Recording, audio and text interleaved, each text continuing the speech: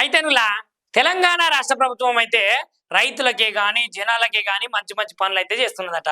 ఇక ఈ పనులలో భాగంగానే ఇగో కొత్తగా రేషన్ కార్డు ఎవరైతే అప్లై చేసుకుంటారో వాళ్ళకైతే చాలా దినాల నుంచి అయితే రేషన్ కార్డు రాలేదు కదా. కాకపోతే ఇప్పుడైతే ఈ నెల 14వ తారీఖు అయితే రేషన్ కార్డులు అయితే పంపిణీ చేస్తున్నారట.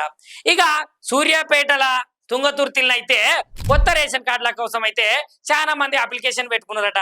ఇక అప్లికేషన్ పెట్టుకున్న వాళ్ళకైతే రేషన్ కార్డులు అయితే పంపిణీ చేస్తున్నారట 14వ తారీఖు నుంచి. ఇక సుమారుగా 2 లక్షలకు పైనే అందరైతే అభ్యర్థన చేసుకున్నారట. అదేనులా అప్లికేషన్ ఇచ్చుకుంటారు కదా, ఇంకా అప్లికేషన్లు ఇచ్చుకున్నారట. ఇచ్చుకోగానే ఇక వాళ్ళందరికీ కావచ్చు కొందరికీ కావచ్చు రేషన్ కార్డుల పంపిణీ అయితే జరుగుతున్నదట.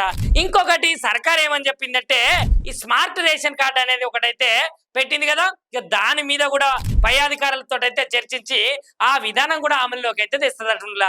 చూసిరా ఎంత మంచి విషయం ఇది.